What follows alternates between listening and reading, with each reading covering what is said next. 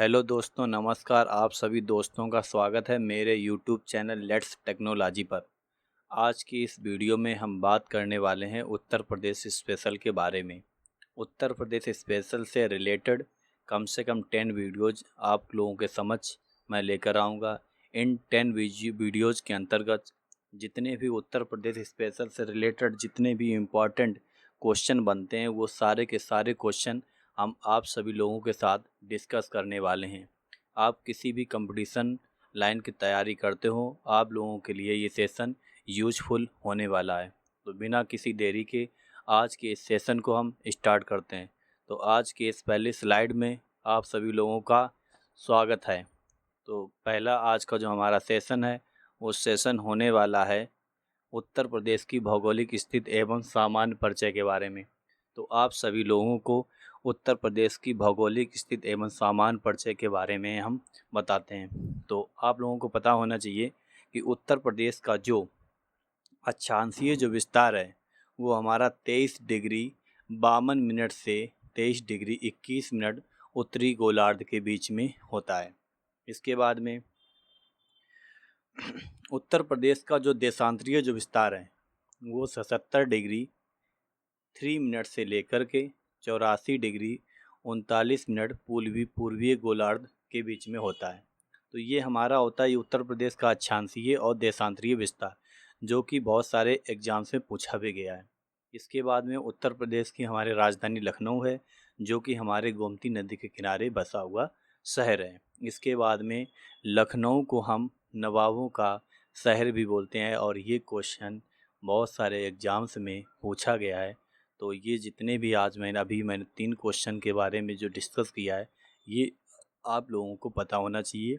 UP का अक्षांशीय विस्तार होता है 23 डिग्री 52 मिनट से लेकर के 30 डिग्री 21 मिनट उत्तरी गोलार्ध, और यूपी का जो देशांतरीय जो विस्तार होता है वो 77 डिग्री 3 मिनट से लेकर के 84 डिग्री 39 मिनट के पूर्वी गोलार्ध के बीच में होता है।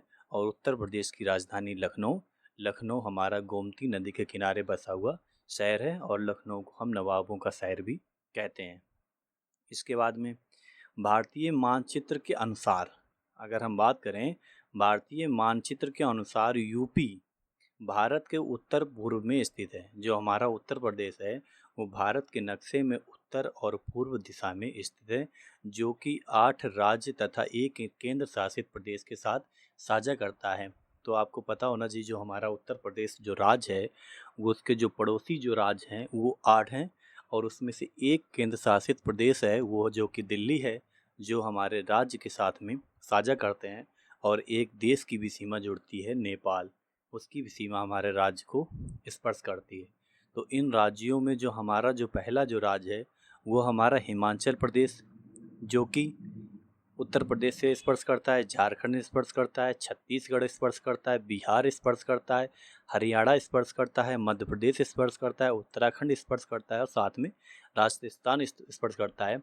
और इसके साथ में एक केंद्र शासित प्रदेश दिल्ली जो भी हमारे राज्य से स्पर्श करता है। तो ये आपको जानकारी होनी चाहिए कि जो हमारा उत्तर प्रदेश है वो हमारा भारत के उत्तर पूर्व में स्थित है, और साथ में उत्तर प्रदेश 8 राज्यों एवं एक केंद्र शासित प्रदेश के साथ साझा करता है। इसके साथ में एक देश नेपाल के साथ में भी सीमा साझा करता है। इसके बाद में नेक्स्ट की बात कर लेते हैं। तो अभी आप लोगों को मैंने बताया कि एक सीमा जो कि है देश नेपाल से जुड़ती है।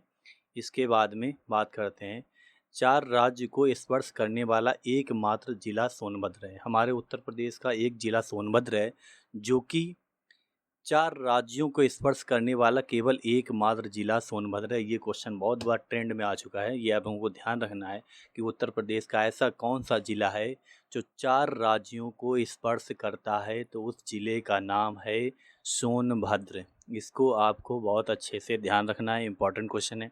इसके बाद में हम दिशा की बात कर लेते हैं कि उत्तर प्रदेश के उत्तर में कौन सा जिला है, उत्तर प्रदेश के दक्षिण में कौन सा जिला है, उत्तर प्रदेश के पूर्व में कौन सा जिला है, उत्तर प्रदेश के पश्चिम में कौन सा जिला है। तो ज़िले की अगर हम बात करें तो उत्तर प्रदेश के उत्तर में जो ज़िला है वो सहारनपुर है, उत्तर प्रदेश के दक्षिण में जो ज़िला है वो सोनभद्र है, उत्तर प्रदेश के पूर्व में जो ज़िला है वो बलिया है। उत्तर प्रदेश के जो पश्चिम में जो ज़िला है वो शामली है। तो ये भी आपको ध्यान में रखना है।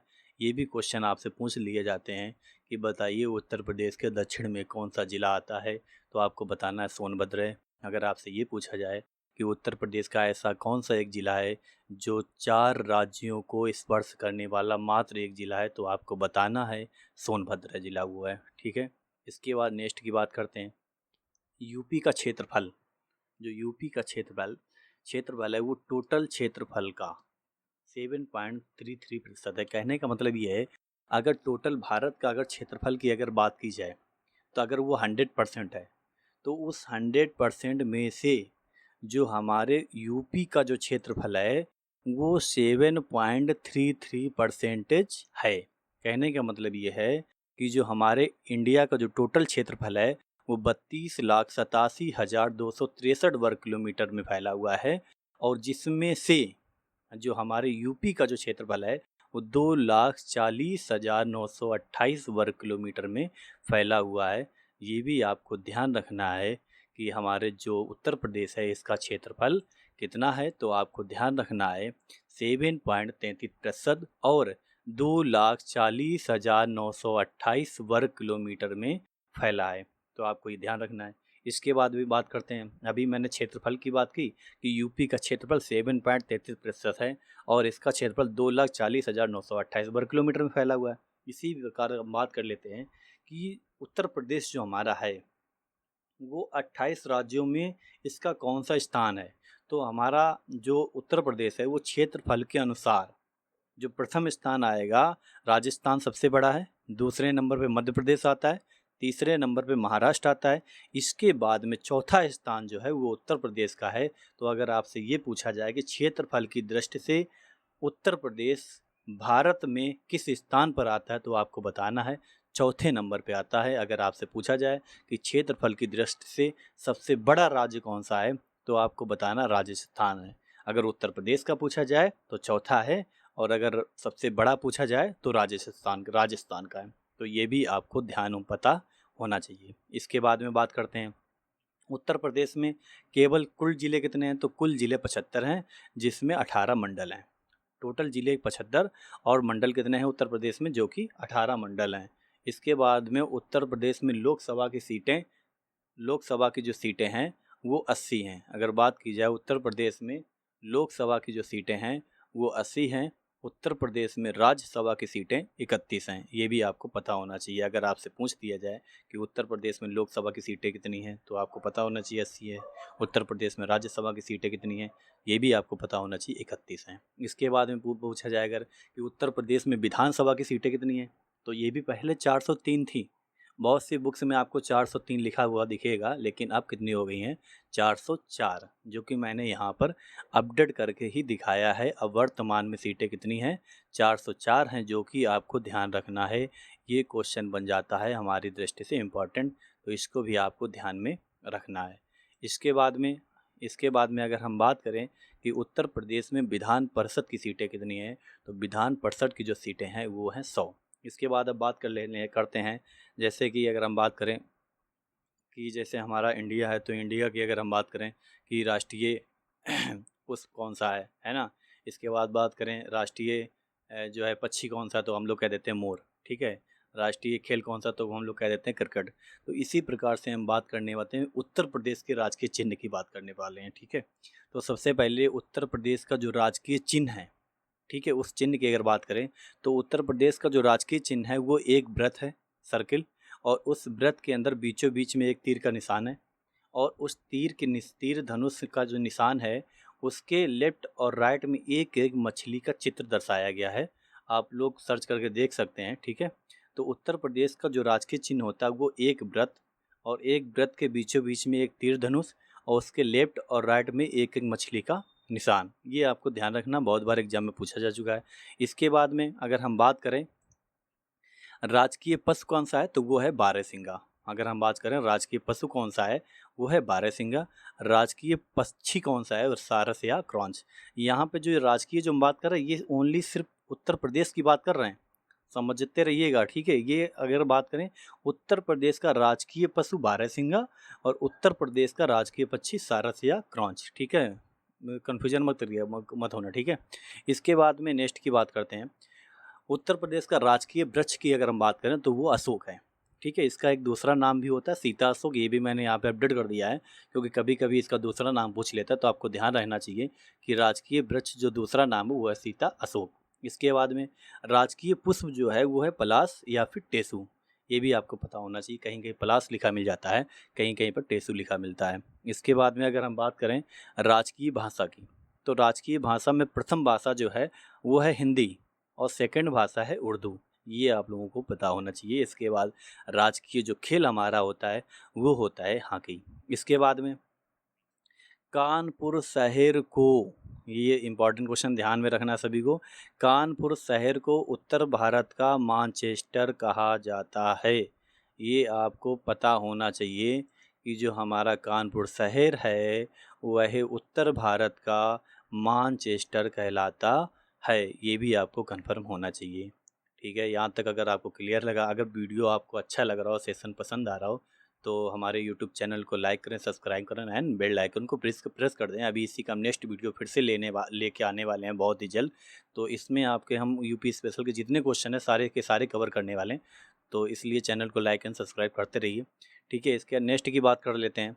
तो उत्तर प्रदेश जिला तथा और उनके मुख्यालय, मतलब कि उत्तर प्रदेश का जिला और उनके मुख्यालय की बात करेंगे। ये भी क्वेश्चन बहुत बार एग्जाम में आ चुका है, तो इसमें जो इम्पॉर्टेंट है वही मैंने ले रखे हैं, तो ये भी आपको पता होना चाहिए।